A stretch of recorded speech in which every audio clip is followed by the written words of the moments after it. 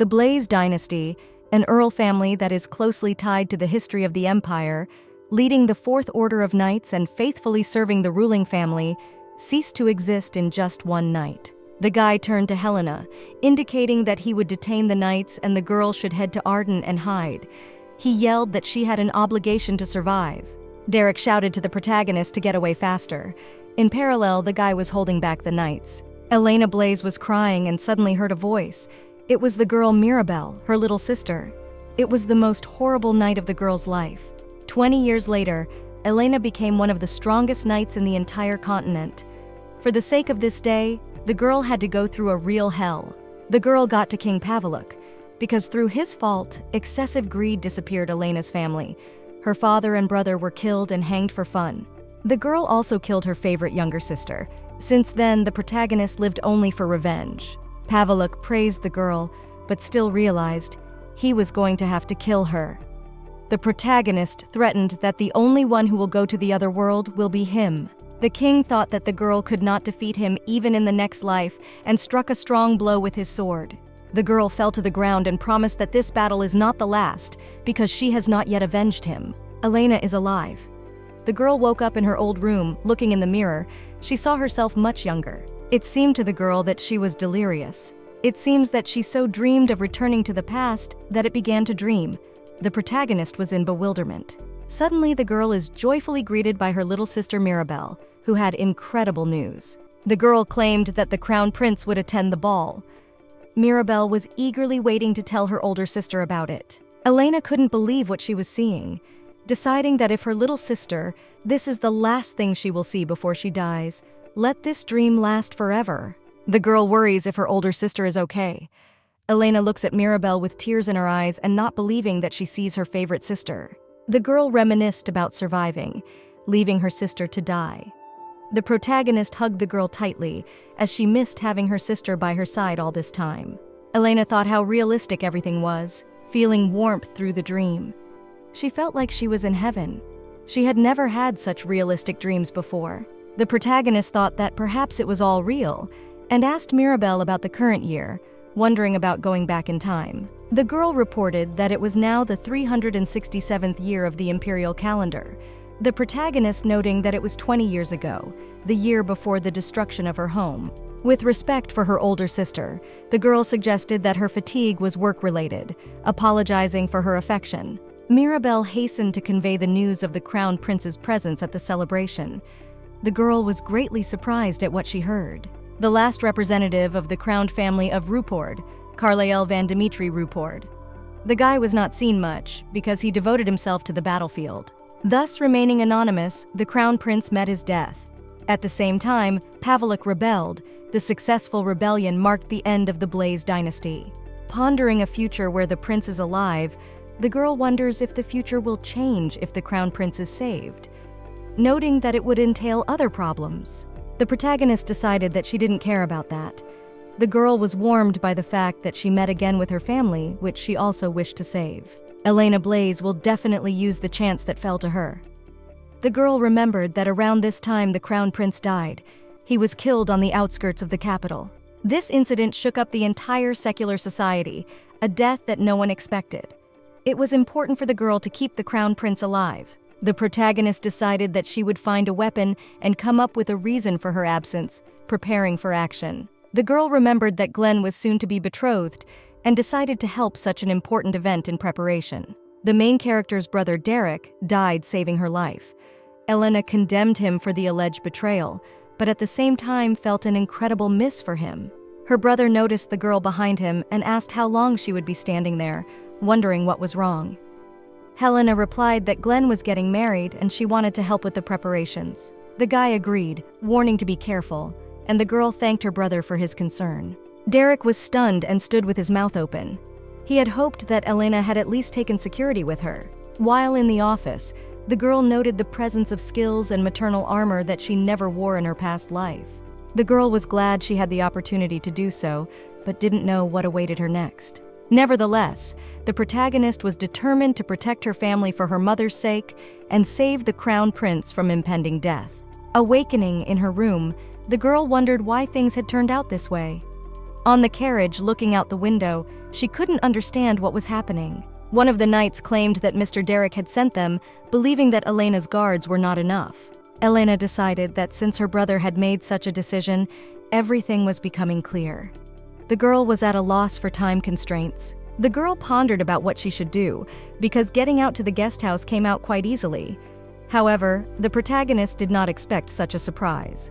Elena thought that she needed to be in full force at the scene of the murder, continuing to develop her plan. In the 367th year of the imperial calendar, the news of the death of the crown prince broke, and the guy must be saved to change the future. The protagonist turned to the maid Sophie with the request that the girl has a case for her. Sophie was surprised, since this is the first time Elena talks about such feelings. The girl admitted that there is a man nearby which she is interested in. The maid is surprised because the protagonist for the first time talks about such a thing. The girl claimed that because of the different social status they cannot be together, but admitted that she cannot forget the guy. Because of the fact that they live near each other, the main character's thoughts about him are becoming more and more frequent. Elena said that she was going to go away for a while to meet him, and asked the maid to keep this secret from the knights.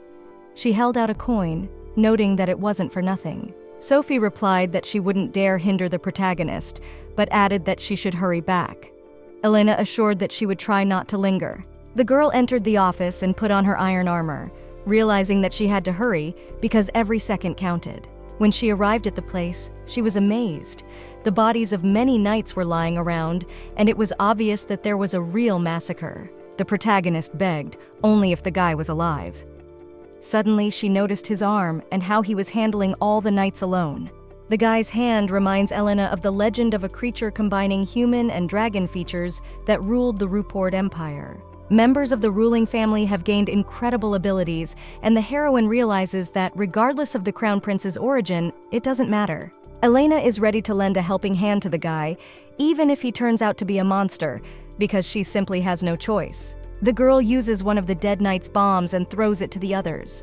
The voices of the knights demand the rescue of the highness. On the horse, the protagonist extends her hand to the prince, offering help and sitting in the saddle. The boy remarks that he will lead the horse himself. The prince is struck in the shoulder by an arrow. Despite the wound, he claims to be fine, urging him not to stop. Guy asks not to look at him as if he's dying. Elena advises him to be patient and not to make others worry about him. They manage to break away from the knights. The girl asks to examine the wound of the prince, who silently agrees. The protagonist noted that the prince's arm had become like before. The girl argued that it was necessary to treat the mutilation. Elena notices the scars on the prince's body, realizing that the rumors of his exploits were not exaggerated. The prince claimed not to remember the protagonist among his knights, inquiring for what purpose the girl had saved him, addressing her as a guy. The girl replied, looking him straight in the eye, that her goal was to get as close to him as possible. The protagonist said she wanted to marry the prince. The guy was at a loss to understand what she was talking about.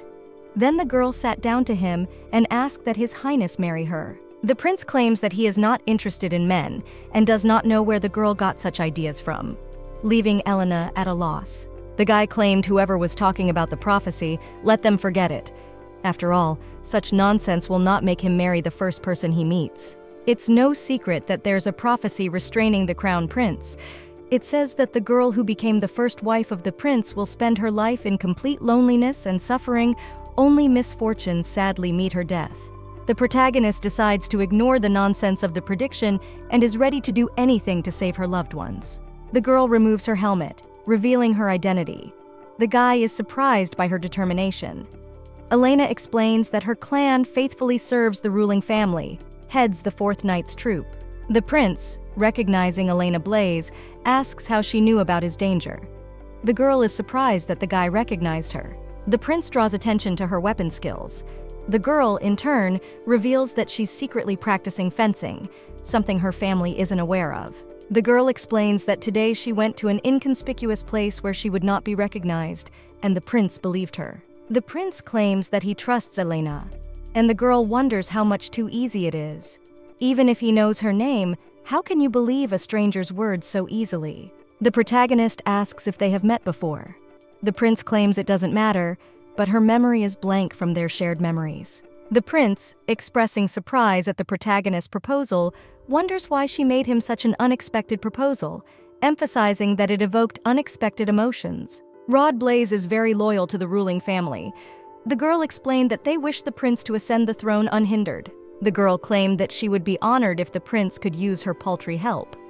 The lad inquired why she offered to take herself as his wife after seeing him by chance in the woods, going on to say that it had to do with the county's support of the emperor. The girl bewilderedly agreed to the prince's words. The prince expressed surprise, noting that he had not expected such a thing from Helena, and the girl confirmed her sincerity in wanting to be by his side. The girl worried that the prince might be against it, but he assured her that he accepts her proposal. The crown prince asked if the heroine was aware of the sad future that would befall his bride, and if she was sure that she would not change her mind. He also complimented, warning that he was suddenly a monster, and the heroine needed to think hard before giving her answer, for it might be the last chance for her to escape. Elena pointed out that it was too soon for her to reveal to Carlyall what was going on in her soul, and assured him that she didn't care even if he was a monster. It seemed to the prince that it was all because of the girl's desire for the title of empress. The protagonist claimed that if he became emperor, he would try to become more than just a beautiful doll sitting on a throne. Touching her face with his hand, the guy reminded Elena to make sure that the girl never forgot the fact that it was today that she approached him first. The sounds of knights swept through the air, searching for the crown prince. Elena warned that there might be assassins among them. The guy assured her that it didn't matter, as his subordinates were already here. The prince told the girl that if she didn't disappear immediately, everyone would easily guess who she really was. The prince stated that he would find the main character himself in 10 days. He emphasized that she should not worry and continue on her way. The girl agreed, adding that he should take care of himself.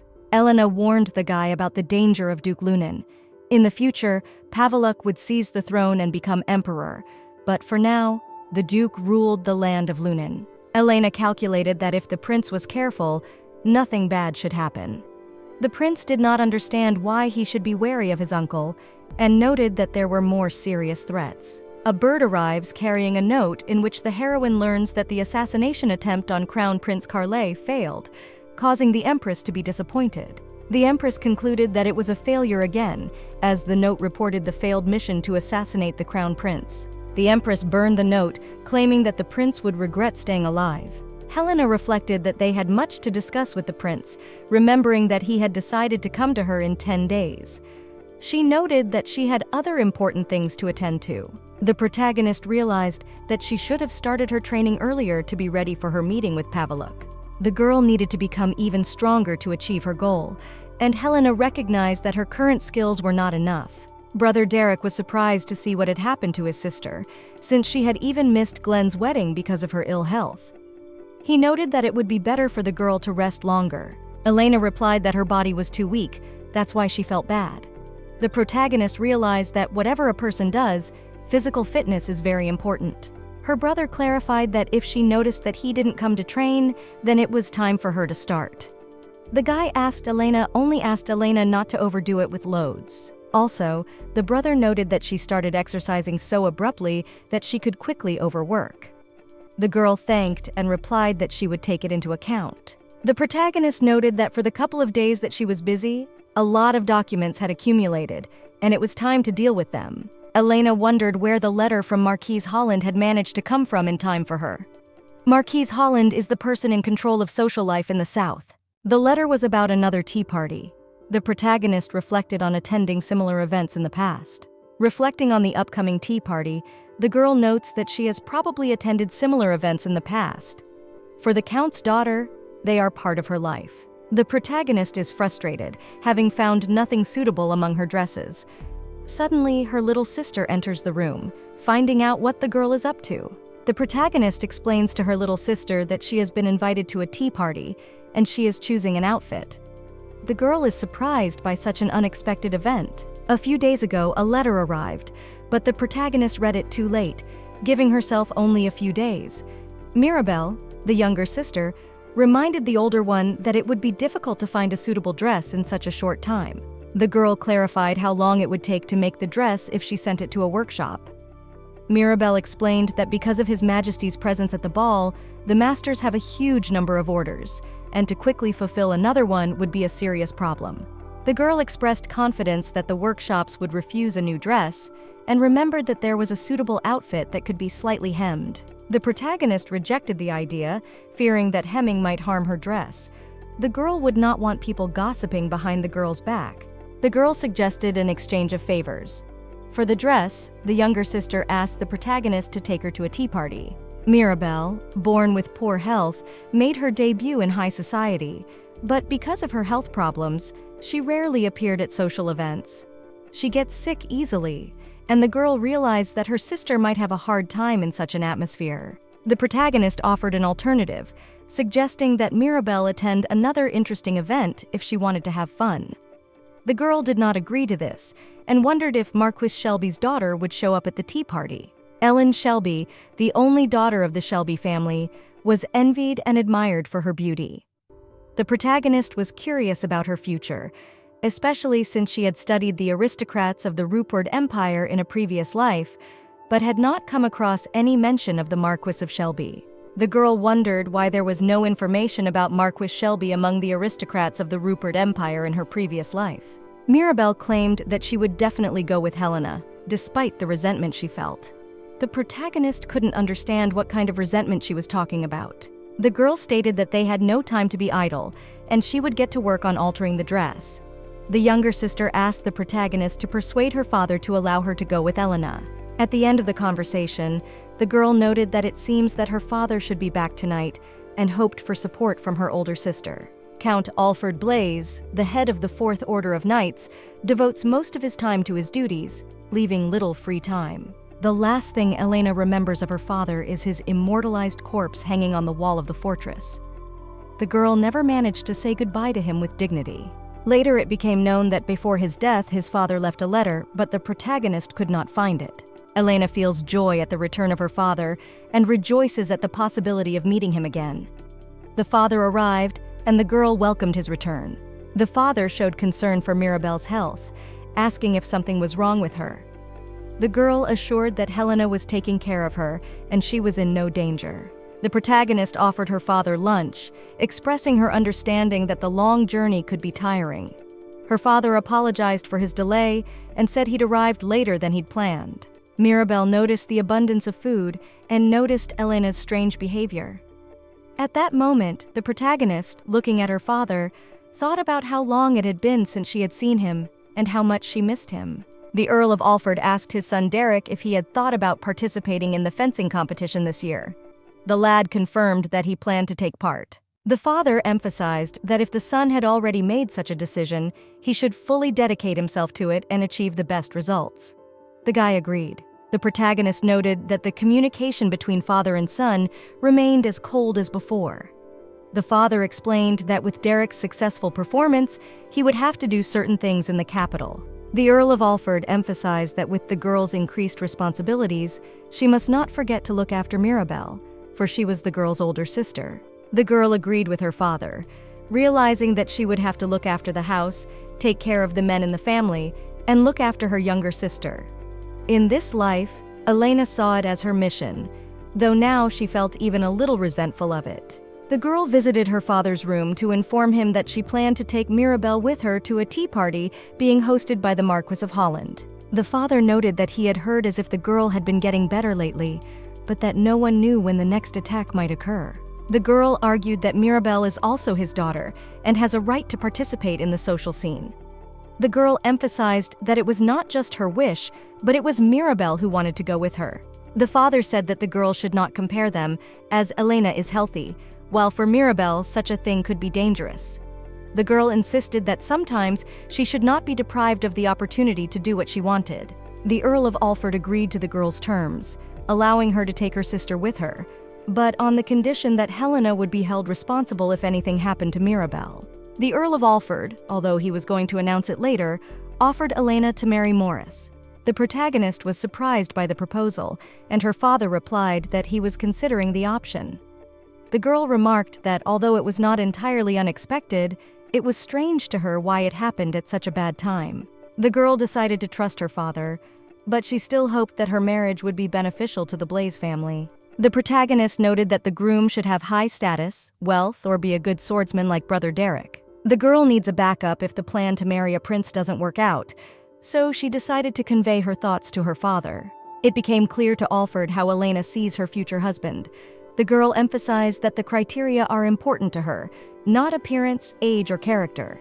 The father reminded that Elena should take care of Mirabelle at the tea party, given her gentle and soft nature. The protagonist wished her father good night and realized that it was enough for the girl that her family was alive. Elena remembered how her brother Derek had always made her sweet cocoa as a child when she was upset, and now decided to do the same. The protagonist demanded that Mirabelle leave her room because the girl was not allowed to be there without permission. The younger sister, despite the strict prohibition, decided to get under the bed and ask for permission to sleep with her older sister. Elena was surprised by Mirabelle's behavior, for the girl had not been a child for a long time. The younger sister explained that she was worried that her father would spoil her mood, and expressed the opinion that her father was too strict, especially when it came to her little sister. The protagonist ordered Mirabelle to stop lying under the bed and invited her to sleep together. Nightmares have plagued Elena ever since time turned back, but tonight it seems that she will be able to get a decent night's sleep for the first time. The girl called Elena over to see what kind of dress she had prepared for the girl. The protagonist was surprised and thought that the girl had made it herself for her older sister. Mirabelle explained that she was fond of design, and the maids helped her in sewing. The girl was surprised to learn that her younger sister had such a talent. The girl asked her sister if she would like to know more about it.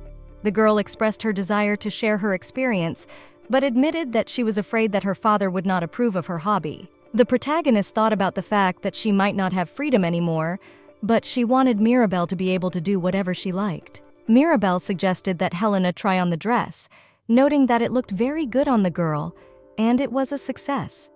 The girl claimed that her little sister was the best. Lady Marissa Holland welcomed everyone to her palace and thanked those who had come to visit her. Whispers spread among the guests, recommending attention to Lady Shelby. Everyone wondered where the girl had gotten such a dress. Lady Shelby thanked Lady Marissa for the invitation. Lady Marissa noted that the heroine was always beautiful, but today was especially dazzling. The girl was slightly embarrassed by the words she heard. Helena and her sister Mirabelle came in for tea. Those present did not know who they were, discussing that this was the first time they were seeing these girls. Lady Marissa guessed that they were from the Blaze family. Lady Marissa greeted her and her younger sister, noting that it had been so long since they had seen each other. The woman also expressed concern for Mirabelle's health. A servant addressed Lady Maris, reminding her that all the guests had arrived and preparations for the tea party were complete. Before leaving, Lady Maris said that she hoped they had a good time with her sister. Mirabelle noted that when they got home, they should ask the cook to bake the same cookies. The protagonist replied to her sister that she would definitely, and she could gobble up as many as she wanted. The girls watching Elena discussed that Lady Blaze seems to have no shame at all to appear in such a dress, and they decide to teach the protagonist a lesson. The three girls approach Elena, greeting them, noting that so much time has passed and they are pleased to see her. During the dialogue with the protagonist, Lady Shelby unintentionally picked up the tablecloth and everything on the table flew down. Mirabelle was startled, and Helena expressed her anger. Lady Shelby claimed she was truly sorry, trying to avoid any possible problems, and worried that nothing would fall on her sisters. Miss Shelby ordered one of the maids to fill Elena's cup with tea. The protagonist had a premonition that something was wrong here, and it seemed to her as if something like this had happened before. The girl remembered how she had been tricked with tea, in which something had been spiked. She was uncomfortable to voice her suspicions out loud so as not to create a scandal. Suddenly, Mirabelle expresses the desire to take a sip of tea, but Elena decisively knocks the cup out of her hands. The girl looks fearfully at her older sister. Miss Shelby notes that she hadn't planned to attract so much attention, but she has no other choice. Lady Maris wonders what is even going on, trying to make sense of the situation. With tears in her eyes, Shelby states that Lady Lauren accidentally spilled the tea, and as an apology, they offered Helena tea with them. Lady Marissa, expressing sympathy, offers to wipe the heroine's tears, emphasizing that such a situation is confusing. Lady Shelby stands before her in bewilderment, not realizing what she has done wrong. Turning to the protagonist, Lady Marissa wonders if what Shelby says is true. Elena Blaze, glaring at the girl, claims that Lady Shelby's words are lies and expresses her bewilderment. The heroine insists that the tea ordered by Lady Shelby was unusual. Lady Marissa, trying to make sense of the situation, asks what exactly the girl means. The heroine, puzzled, how Helena knows this without having tasted the tea. Methinks it is important to get rid of the evidence for clarity of circumstance. Lady Shelby falls on the table in despair, expressing outrage and accusing the protagonist of slander. The teapot saucer suddenly falls to the floor. The girl, sure that Elena can do nothing, discovers that she was deluded when the protagonist successfully catches the teapot on the fly. Mirabelle marvels at how Elena was in the right place at the right time, because she was right next to the girl. The heroine pours the tea that was poured for her and her sister into a mug. The protagonist, deciding to check for poison in the tea, suggested that Lady Shelby drink it right away. Lady Shelby claims there is nothing in the tea and is willing to prove it. Determined not to give away her suspicions, the heroine began drinking the tea, but suddenly spits it back out, shocking everyone present. Back home with her younger sister Mirabelle, curious, questioned the protagonist about how she recognized something in the tea. Elena claimed it was her secret. Realizing that this is only the beginning of a complex game, the girl realized the need to avoid small traps set up by simple ladies. The enemy she will face in the future is much stronger and more dangerous. The girl is interested in the inner world of Prince Carlisle and his plans for meeting with her.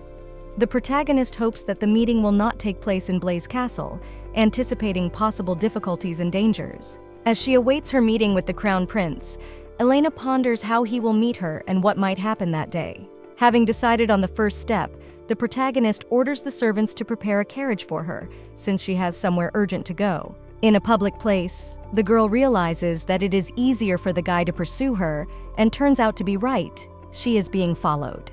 Protecting herself, the protagonist is glad she took the dagger with her, and intends to deal with those who are following her. A sudden touch on her shoulder causes the girl to react instantly, bringing the knife to the face of her boyfriend, the Crown Prince. The Crown Prince notes that the situation is not exactly what he had hoped for, but he likes the unexpectedness of the moment. Elena asks for her hand to be released. Carlisle claims he didn't intend to touch her and expresses hope that the girl will stop staring at him so intently. The protagonist's gaze didn't focus on the prince, but he claimed as if she was looking at him like he was a villain. Carlisle noted that he had no choice in the matter. Ever since the girl had left Blaze Castle, she had begun to be followed, and he had decided to intervene. The protagonist asked if the prince knew who was behind these stalkers. Carlisle offered to find a safe place for discussions. The guy led the girl to a secluded place and invited her to sit down. In response to a question about his wounds, Carlisle confirmed that they were healed. The prince, showing interest, asked if the protagonist wanted to know anything about him other than questions about the stalkers. Elena, inquiring since when he'd been following her, heard the guy assert that his purpose wasn't just to follow, but to protect the girl. Elena reflected on the unexpected intimacy with the prince, which turned out to be much closer than she had supposed.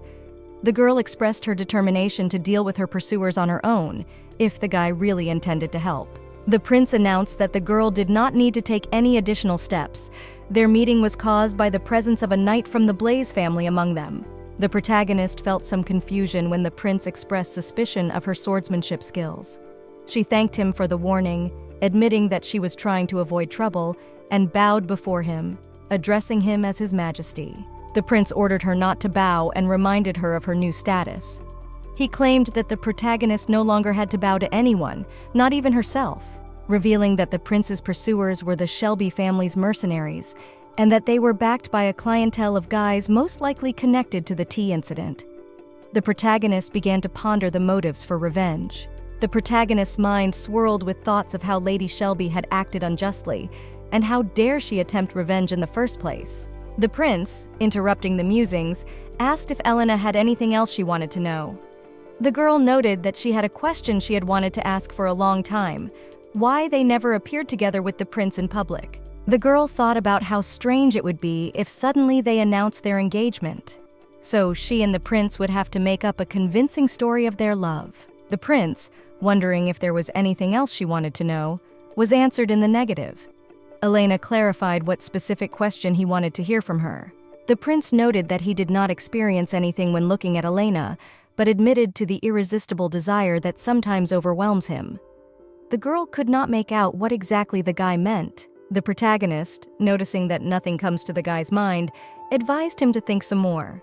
At this time, she already knew what she wanted to say to the prince. Elena asked the prince to pretend to love her until he took the throne. The girl wanted him to become emperor. The girl hoped the guy had no objections to her future status as empress. The prince assumed that all her aspirations were due to her lust for power. Elena admitted that it was, explaining that she needed power to stop Pavluk. The guy demanded his condition, carefully awaiting the protagonist's response. The prince insisted on a real marriage, where they would not just be figureheads, but able to share a bed. In her previous life, the protagonist was consumed by the idea of retribution, which deprived her of the possibility of love. Now, however, the girl is thinking about her feelings. The prince doubted Elena's readiness for such a turn of events, and the girl admitted that it was too early to talk about marriage, and she could not be just the wife of His Highness. Elena completed her thought by expressing her desire to become the prince's secret weapon. A thought flashed in the boy's eyes that she aspired to be a desperate empress. The girl emphasized that her desire to become an empress was due to her desire to save her family. The prince admitted that he had another reason to become an emperor. The guy replied that he was ready to accept any proposal of the protagonist, if her intentions are such. Elena was pleased with the support and understanding from the prince. The prince, emphasizing his power, declares that he will manage the empress only according to his rules. Elena is unexpectedly confronted with the harsh conditions of marriage. The girl, dumbfounded by the unexpected turn, realizes that the prince is imposing his terms. Discontent flickers in her eyes, but she agrees, realizing that this is her chance to become empress. The prince finds out the sincerity of the protagonist's intentions, wondering if she plans to use it for her own purposes. The girl decisively accepts the terms, promising to be only his wife after she becomes empress. The prince expresses his desire to have children with Elena in the future, even if they inherit her features.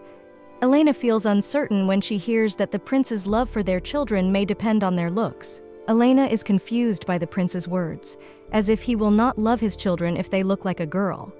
Noticing this, she realizes that married life with the prince can be complicated and unpredictable.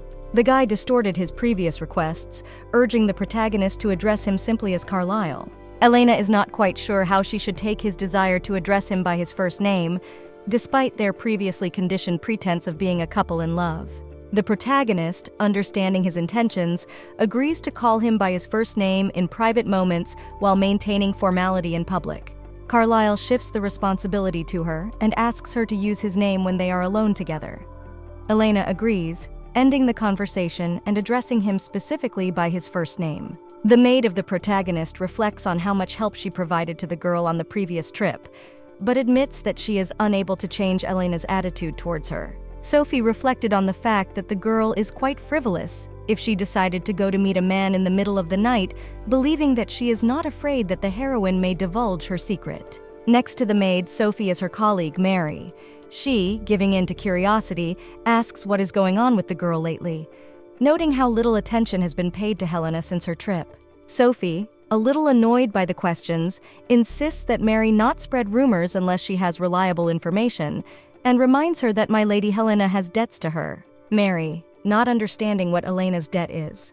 Sophie claims that she knows nothing and emphasizes that Helena is acting shamelessly. Mary, listening to the conversation, doesn't quite realize what the conversation is about until Sophie clarifies that the trip was just an excuse to meet with Glenn to help with wedding preparations, adding that Helena left in the middle of the night, not returning until dawn. Mary expresses surprise to learn that the heroine says such nighttime trips are part of her service.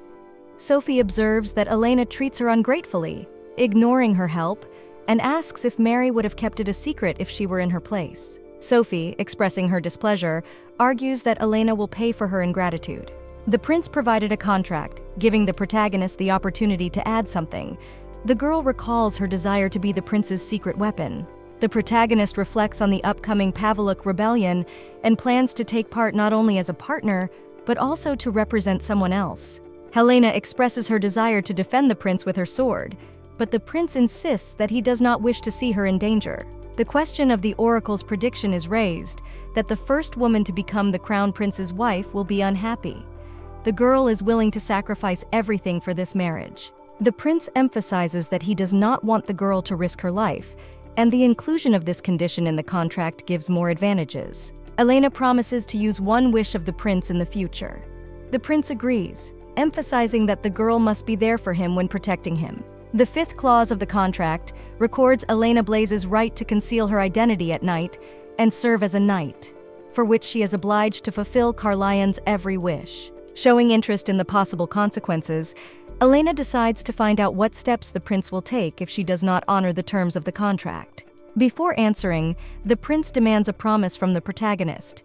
He emphasizes that he does not want her attitude towards him to become contemptuous because of the possible consequences of breaking the contract. Not fully realizing what might be in store for her, Elena promises not to feel contempt for the prince, regardless of what he decides to do. Clarifying what will happen if Higai doesn't honor the contract, the prince assures that he will fulfill all the girl's wishes, regardless of their nature. Elena asks the prince to protect her family, ordering him to promise that their lives will be more valuable than even his own. In addition, if the prince is unable to fulfill this promise, he must give up all of his possessions as a member of the royal family. The prince agrees to the terms, giving his word to the protagonist. The girl was surprised at how quickly he agreed to such a serious commitment. With the approval of the contract, the girl offers to create a love story that will convince everyone of their feelings. The protagonist proposes to meet at an upcoming ball. They need to portray love at first sight. The girl expresses joy that the prince agrees with her proposal. They plan to create the impression of a couple in love at the ball. Elena, anticipating the search for her family's knights, informs the prince that she must return home. The prince is preoccupied by their encounters, expressing his desire to marry as soon as possible. The boy is disturbed by their secrecy, but emphasizes that they will meet again in the capital. The prince suggests that the protagonist meet someone before she leaves. The guy emphasizes that Elena must hide her abilities using his patronage and introduces her to his servant. The girl believes that such attention is not necessary, but appreciated his act. She expresses confidence that anyone would do such a thing for his future wife. The prince introduces his servant Kasha-kun to the girl, noting that he will serve her. Helena introduces herself to the servant, expressing gratitude for her protection. Carlyle points out that Kasha-kun is silent, and the girl should not be disturbed by his presence. The prince orders him to be summoned whenever Elena needs anything. The carriage pulls up to the house. The prince bids the girl farewell by kissing her hand and warns her to be careful. The protagonist is embarrassed and promises to meet him next time. The protagonist asks the servant about the prince. He replies that he has never heard of such behavior on the part of His Highness. The girl notices that the prince shows such a side only in front of her. Kasha-kun offers his help, pointing out that if the protagonist needs help, she should hang a red handkerchief on the window and he will come immediately. The girl agrees. Upon returning home, the protagonist meets her sister Mirabelle, who has been waiting for her. The girl offers to discuss the purchase of new jewelry before the upcoming ball in the capital. Mirabelle notices that the girl already has old jewelry and suggests buying new ones. The protagonist opens the jewelry box and notices a strange ring. Elena remembers that in her past life she was poor and sold all her jewelry, except for this ring, which reminds her of the past. Elena is surprised, not knowing how this ring ended up here. Mirabelle informs her that there is a new jewelry merchant in town and he has many good items. The girl suggests visiting the merchant tomorrow, as it is already late. The girl agrees, and they agree to discuss it the next day. Helena calls Mary's maid to make sure everything is in order and asks her to help her take off her dress. Mary, questioned about other plans, hints at something strange. Elena demands clarification, sensing that something is wrong. The maid tells her that she's heard that the protagonist goes out every night to meet some guy. Elena clarifies whether Sophie shared this information with Mary. The girl denies it, but the protagonist, not believing her, indicates to go after Sophie right away. Elena realizes that changes in the past have affected Sophie, who is no longer a faithful maid. Determined to get more information, she enlists Kuhn's help and hangs a red ribbon on the window. Sophie denies her role in divulging the secret, insulting Mary and accusing her of setting her up. Helena notes Sophie's ego and expresses disappointment in her act. Sophie begs for mercy, but the protagonist rejects her, believing that letting her go is the greatest mercy. Elena thinks about the need to keep something secret to avoid similar incidents in the future. Kasha-kun suddenly appears in the room of the protagonist. Elena is surprised by his presence inside the manor and waits for an explanation. The guy claims that they hired him to work at the count's estate, emphasizing that infiltration is his specialty. The protagonist is surprised at how quickly the guy springs into action. Kasha-kun states that it's even slow for him, explaining that he couldn't visit Elena late at night, so he decided to wait until dawn. Elena notes that the guy arrived quickly and got her message right. Kasha-kun reports that the general ordered him to fulfill all her requests. The girl is happy to hear that Kasha-kun is ready to fulfill all her requests. Elena asks the guy to scout the current situation in the royal palace and the power structures of the nobles in the capital, indicating the need to do it as soon as possible. Guy clarifies if he can get permission for another late-night visit from Elena, believing that this way he can act more quickly. Elena points out that the time of the guy's arrival doesn't matter. The main thing for the girl is to get information. Kasha-kun says goodbye, promising to return when he finishes his task. The protagonist remembers about the documents she needs to sort out, for Mirabelle is waiting for her. Mirabelle and Elena head to the jewelry maker's house. The girl invites the protagonist to follow her, as she knows where the master is. Mirabelle is fascinated by a beautiful necklace, asking the master about the stone. The craftsman notes Mirabelle's excellent taste and informs her that this necklace is made of high-end diamonds. The protagonist suggests her sister look at other jewelry, and the salesman directs them to other pieces. The master assures that if they choose a gemstone they like here, he will be able to create any piece of jewelry from it if Elena and Mirabelle wish. Mirabelle noticed the yellow topaz and asked the master about the possibility of creating a butterfly hairpin from it. The master agreed, promising a finished product in a week. The girl found out from Elena if the girl would like such a hairpin. The protagonist says that she is sure that it would be perfect for Mirabelle. Mirabelle insists that Elena should choose something too. The girl assures her that she will, and wants to get something else for her younger sister as well. Mirabelle thanks her sister, thinking that this item will be precious to her. Elena asks the wizard to let her know when they will finalize the selection for her little sister. The wizard notices a unique ring on the protagonist, stating that he has never seen a stone like it and wants to appraise it. The girl replies that she has no plans to sell it, and the guy doesn't insist. Mirabelle picks out some jewelry for herself, and they head home. The master fell for this ring and thought it looked familiar enough for the guy to overlook it. The master, finding something similar to what he was looking for, went down to the dungeon and handed his find to the man, advising him to make sure it was authentic, realizing the importance of checking questionable items. The protagonist woke up, summoning her servant Mary to prepare a bath for the girl.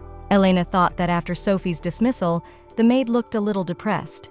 The girl was relieved that her strength had returned to her. Mary informed the girl that last night the Count had gone first to the capital and asked her to tell the protagonist that he had left on urgent business. The girl felt that she wanted so much to spend time with the prince, but he was so busy. It made the protagonist feel sad and lonely. The girl reading the letter thinks she has to go through this one more time before she leaves for the capital. By far the most powerful person in the Rufford Empire is Empress Ophelia. She expanded her influence while Emperor Sullivan was ill. Paveluk is also under her rule. The girl thinks that if all the forces holding the Rufford Empire are divided into 10 parts, the Emperor will have 3, the Empress 4, and Paveluk 1. And the Kraus family gets the last 2. The Kraus family has a trading business that every citizen of the Empire knows about. To have any power against the Empress and Paveluk, Elena needs the support of the Kraus family. The girl noted that she would never have known this if she acted alone. The Crown Prince had extracted so much information for the protagonist in such a short period of time, the girl marveled that he was such an amazing man. Elena asked for more information about the Kraus family. The girl was very interested in what the guy could find out about them. Brother Derek warned the girl to be careful on the road. Elena replied that they would be safe, so he had nothing to worry about. Mirabelle had never traveled this far with her older sister, and it was so exciting for the girl. Mirabelle, the protagonist's younger sister, is ill, causing concern for Elena. The girl expresses concern, wondering if her little sister is freezing, and promises that Mirabelle will soon be warmer. The protagonist informs her sister that she is going to go shopping for jewelry and asks her not to wait for her and to go to bed. The girl feels a slight disappointment at having to go to her sister alone. Back in her room, Elena notices extraneous sounds and wonders if there is someone else in the room. Finding Cash-kun in her room, the protagonist expresses surprise and asks what the guy is doing there, assuming he's hiding. The guy explains that he came with what he needed for the girl and hid since she wasn't there. Cash-kun wonders how she knew he was there. The guy reports that he brought what the protagonist asked for, but the girl wasn't in the room, so he decided to hide. Cash-kun wonders how she knew he was there. The protagonist notices that Cash-kun is not going to stop what he is doing. Answering his question, the girl gives him room for imagination. The guy, puzzled by this answer, nevertheless informs that he brought information about the Kraus family. Elena notifies the guy that she has business to attend to and has to leave him. Emphasizing that it is not far, she asks him not to accompany her. Deciding that Cash-kun will wait for the girl in her room, they agree on this. The guy hands the protagonist a device, claiming that it is an invention of the general himself. In case of danger, the girl needs to light it, and he will come within 10 minutes. The girl assures him that she will do just that in case of danger, and saying goodbye, says that they will see each other soon. When Kasha is left alone in Elena's room, her younger sister comes in complaining of pains. Guy wonders what's bothering the girl, and Mirabelle expresses interest about who he is. Guy wondering how to help the girl, Mirabelle suggests looking for a painkiller. Kasha found the pill in the protagonist's nightstand and handed it to her younger sister. Mirabelle reflected on the boy, noticing his dark blue hair and comparing him to a teddy bear. The girl came to the jewelry store to pick up her sister's hairpin and complimented its beauty. Leaving the check, she prepared to leave, but the salesman was interested in why she was leaving the store so early. Elena explained that she had already finished her business here and was heading back. The guy, in turn, introduced himself as Bartori Kobin. In parting, the jeweler expressed the hope that the girl would return to their store. This struck her as odd, and on the way home, the girl felt like someone was following her. The girl thinks about the fact that she has no time at all to retrieve the dagger hidden on her ankle. The protagonist has no choice. She has to do everything in her power. The protagonist swings the hairpin sharply, but the prince deftly intercepts her hand, noting that this is the second time this has happened.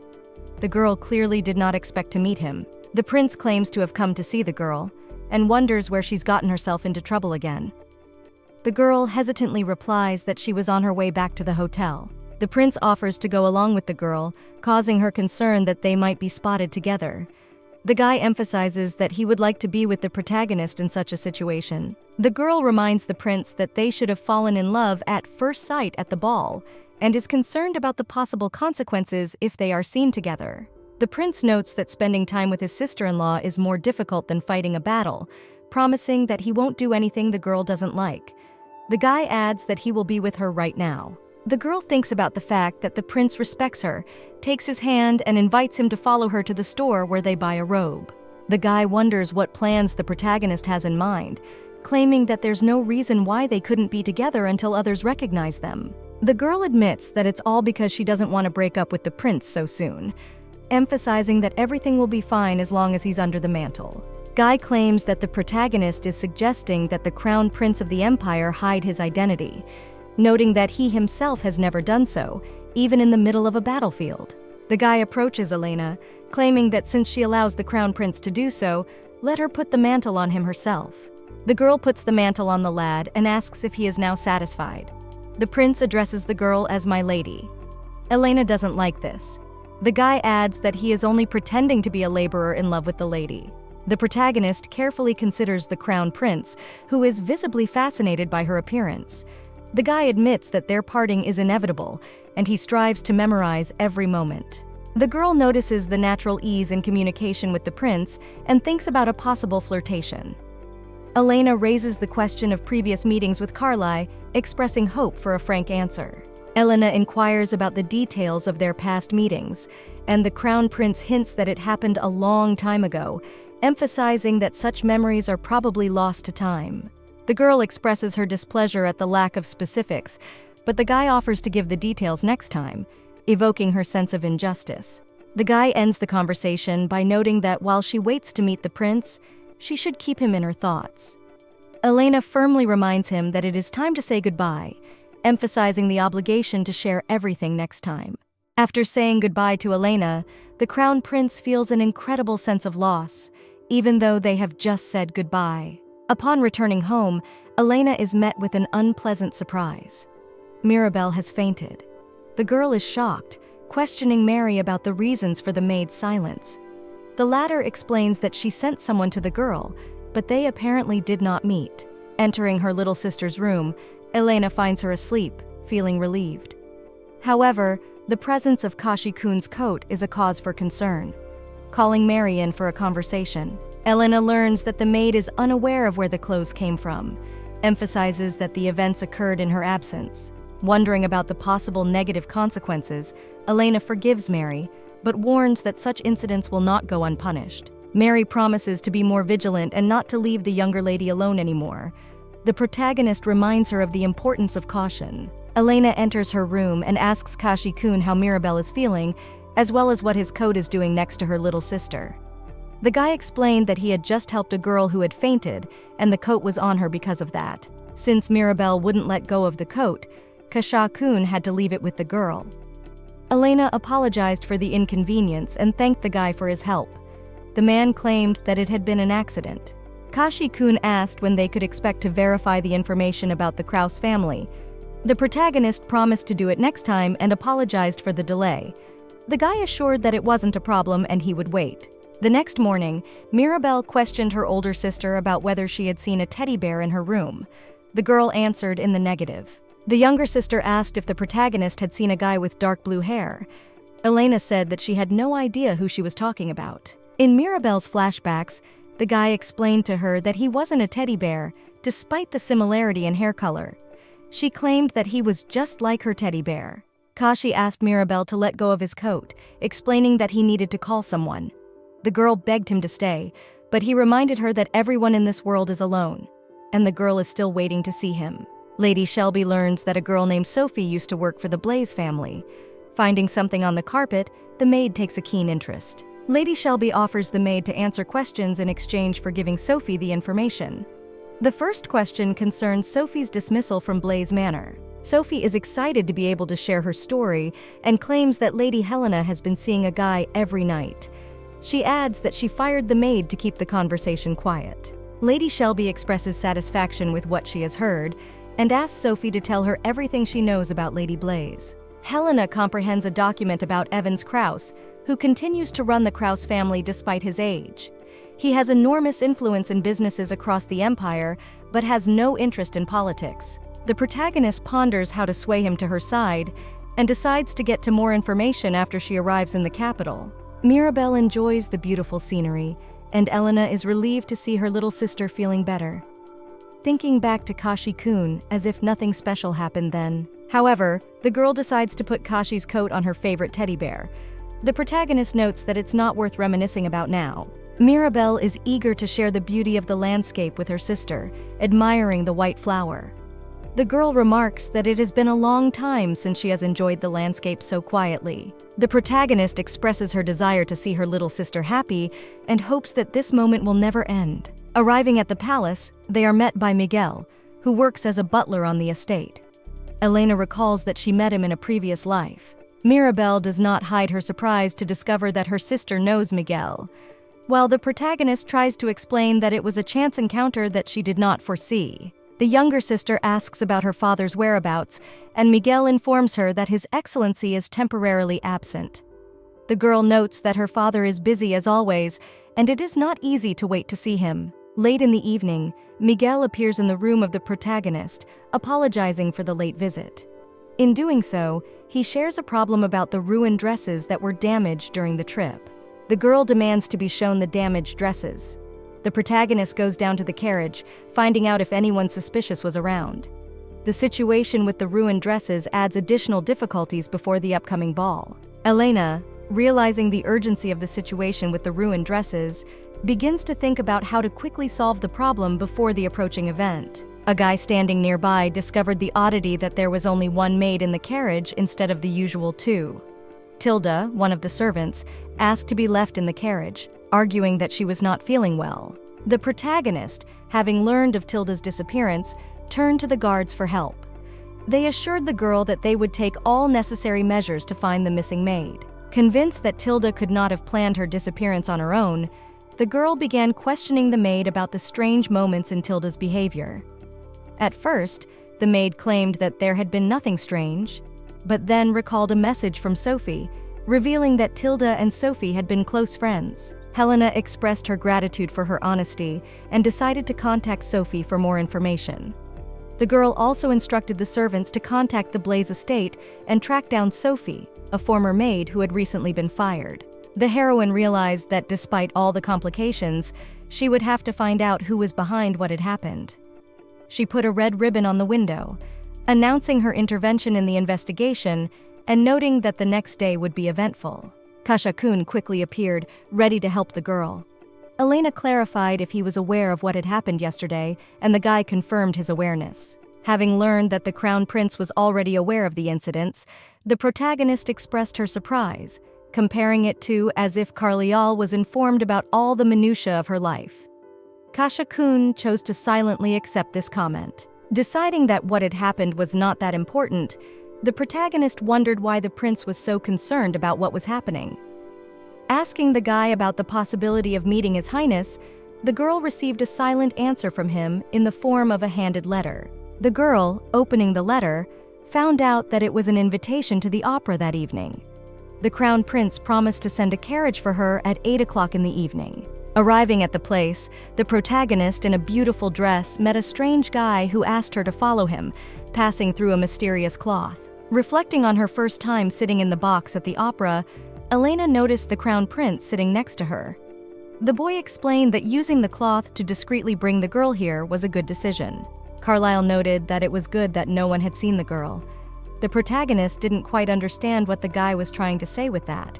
He explained it by saying that Elena was too beautiful. The guy went on to say that the girl was so beautiful that he was ready to gouge out the eyes of any man who looked in the direction of the protagonist this evening. The girl noted that she had never heard such an aggressive compliment before. The girl claimed that she appreciated the guy's compliments, but the joke was over the top. The guy suggested that the girl sit next to him, reasoning that he had never been to places like this because he was always on the battlefield. That was why the Crown Prince was so eager to go here with Elena Blaze. The girl inquired that maybe he got these places through his connections, but the guy replied that he bought them. The protagonist noted that even though he was the Crown Prince, it must have been quite difficult. Elena worried that Carlyle had spent too much money on it, but the guy claimed that the amount was nothing to him. It seemed to the girl that still the box seats were too much. The guy is sure that they are not that expensive, noting that every time the girl looks at him, the prince is willing to do anything for the protagonist. Carlyle, despite the protagonist's request, continued to express his willingness to spend money for her pleasure. Elena felt confused in the face of his generosity, expressing her gratitude but simultaneously asking him to be more careful with his finances. The protagonist appreciated the Crown Prince's gesture, realizing that such places were rarely affordable. However, she felt she could not fully immerse herself in the performance while worrying about the cost of their evening. After the opera ended, Helena was glad that they had left the place discreetly. Carlyle admitted that he hadn't considered how much it might have bothered the protagonist, and she was relieved that their relationship had remained a secret. The girl emphasized her desired line of behavior, following the planned scenario of her relationship with the prince. Elena expressed her desire to convince her family that love really reigns between them.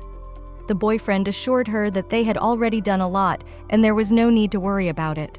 Carlyle assured Elena that the ball would happen soon, and they could spend it as they had planned. The girl inquired where they were going. The prince suggested dinner, since they had never had a real dinner together. The protagonist hopes that one dinner together before the upcoming engagement ball will not hurt the development of their relationship. At the restaurant, the guy checked with the girl if she liked the place, noticing that her face had been glum since arriving. Elena was candid and admitted that the whole thing was impressive. Renting an entire restaurant seemed like an excessive luxury to her. Carlyle sensed the girl's concern at his wastefulness and tried to reassure her, explaining that he had no problem with such spending. It seemed to the girl that the prince acted too confidently, as if he had plenty of experience with women. Elena feared that Carlyle might use the same tricks on her as he did with others. The guy brought up his fighting experience, emphasizing that he had forgotten how many battles he had won. He then asked the girl's opinion on what exactly all of his profits from his victories went for. The guy mentioned that it wasn't that simple. However, some people consider the status of crown prince to be noble, but it all depends on what kind of blood his mother is. The girl recalled that the prince's mother was a servant, the love between a king and a servant. It sounds romantic, but the reality is not like a fairy tale. Carlisle's position as the son of a servant girl is very unstable. The lad claimed that he has no one he can trust and lean on.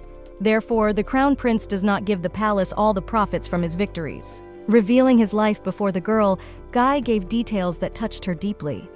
It occurred to Elena how difficult it can be for Guy, and for the first time she felt the desire to know more about the prince. The man who had stolen the bag pondered the scandal between the wealthy aristocrat and Lady Blaze. He could not get a good look at the man's face, but the mere fact that the girl had met him was already a huge sensation. The man was sure that this time he would have the opportunity to get a lot of money from Lady Helena.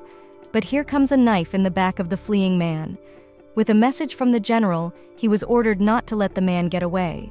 Carlet and Elena enjoy being at the opera. The girl wonders if the guy liked it. He noted as expected. The protagonist liked it, so the guy offered to attend operas more often from now on.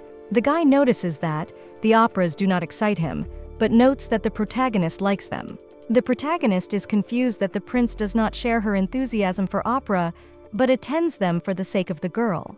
Noting that even now their gazes meet, the girl expresses to the guy that she is embarrassed when he looks at her like that.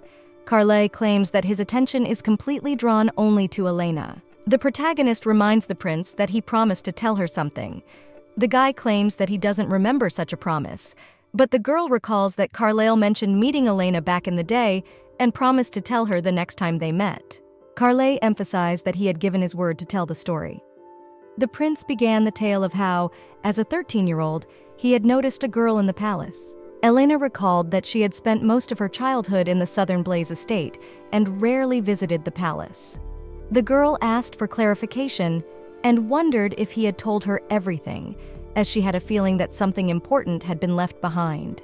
The protagonist assumed that the possible meeting was a glimpse, and she wondered why the prince was so kind to her. The guy's motives remained a mystery to the girl. Carlet indicated that he could only hint, and the protagonist expressed her willingness to remember the rest. The prince looked forward to it. The boy inquired if perhaps she had more questions, such as regarding her ball gown. The girl remembered and inquired if there was a boutique nearby where she could pick up a new dress. Carlet assured her that there was no nearby boutique in the capital, but promised to send the girl the dress personally. The protagonist expressed deep gratitude for the prince's help. The guy added a condition: the girl must wear whatever he chooses without objection. The girl agreed instantly, without showing any doubts. The prince emphasized that he would soon send someone to the manor with the dress. Carlisle's servant entered the room with an unpleasant message. The servant said that Kuhn had handled one of the marquise's rats, but had lost the other. The prince inquired which rat had been lost. The servant replied that Kuhn had caught the marquis's rat, but the other had disappeared for unknown reasons. Carlisle clarified what the reason might have been. The servant claimed that they had lost all the tracking objects and that these people were most likely experienced masters of their craft. The protagonist expressed concern, and the guy assured that there was no reason to worry, adding that there would be problems if something happened to the girl. The girl reminded the guy of their first meeting and their roles, throwing a fork and hitting the bullseye. The girl claimed that Elena's role was to protect the prince, and the guy's role was to be under her protection.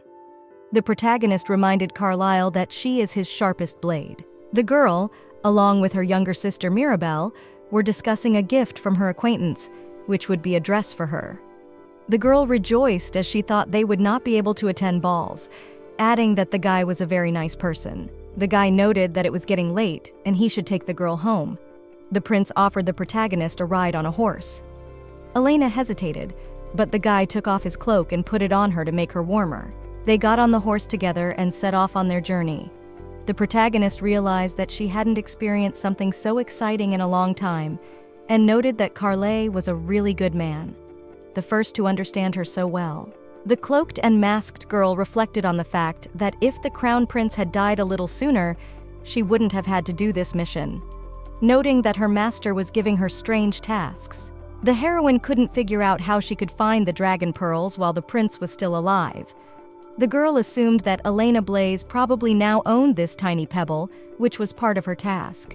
Mr. Kuhn informed the girl that the prince hadn't gotten the answer he wanted. The prince claimed that he couldn't miss the official event. The girl realized that the Highness was going to be there after all. Remembering the words of her younger sister Mirabelle, the protagonist thought that she was lucky to hear them. The protagonist asked why the manor was so noisy.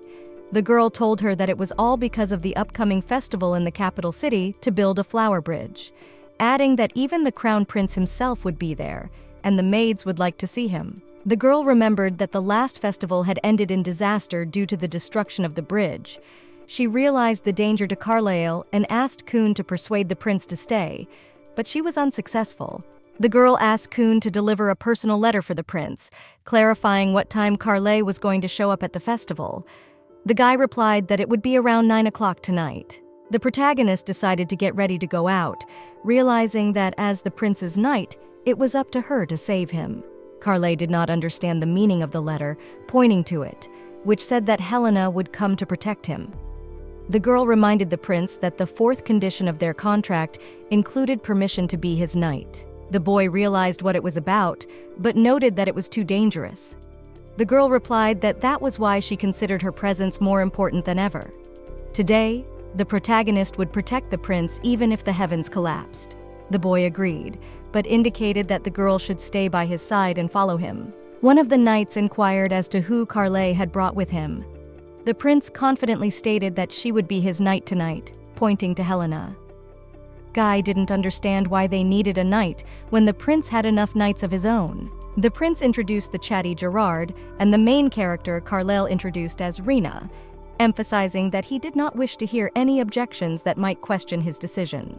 The protagonist was thinking that the built bridge could not just collapse, and someone probably contributed to it. It was up to the girl to find out who was behind it. The knights addressed Elena as Ren, expressing their displeasure for ignoring her. While the protagonist contemplated the fact that it was better to evacuate everyone before the bridge collapsed, one of the knights intended to beat up Ren for refusing to communicate.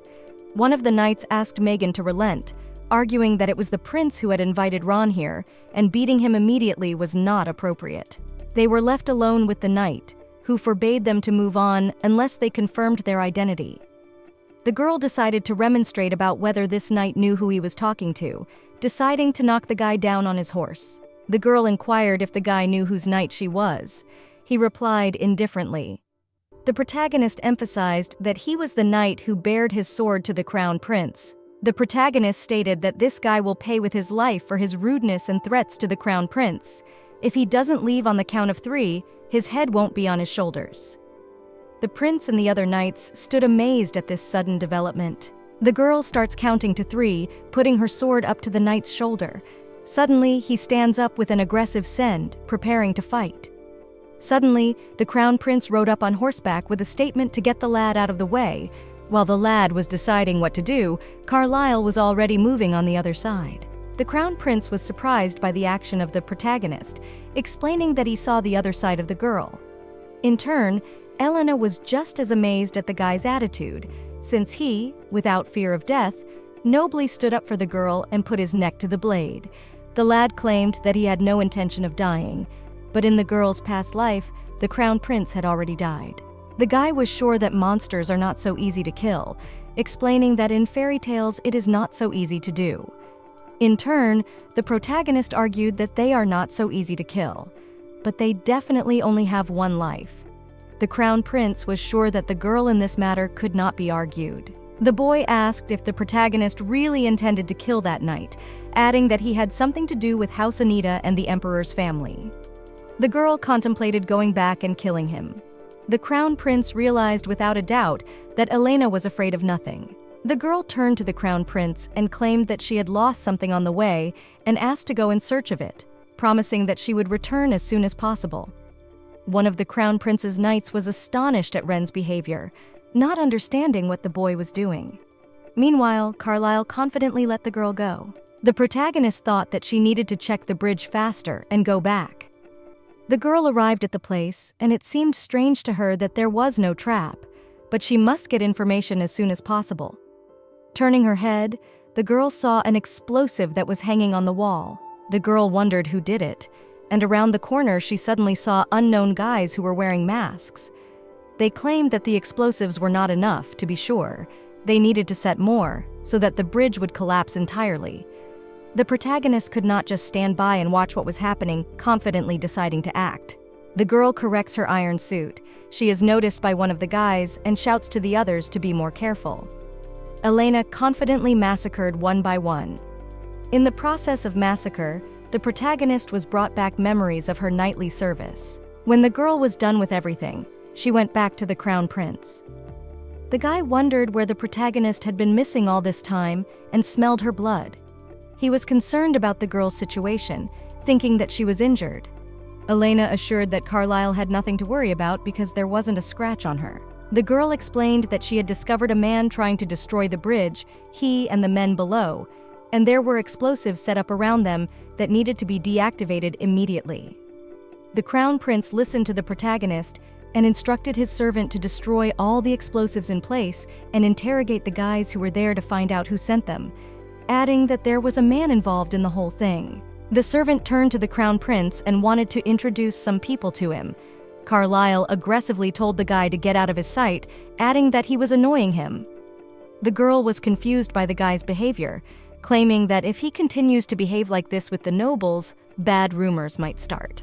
The guy does not understand what confuses Elena, claiming that he is the crown prince and has the right to behave as he sees fit and do whatever he wants in this empire.